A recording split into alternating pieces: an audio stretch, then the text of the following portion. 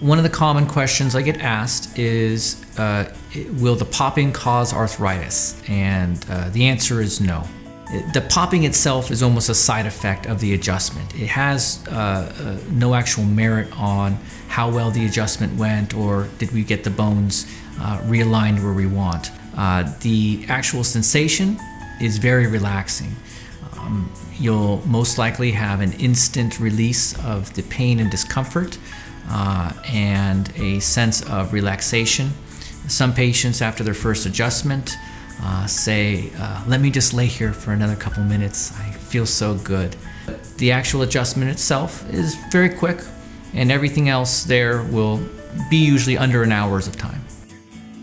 You can get in and get out. Get in and get out, you betcha.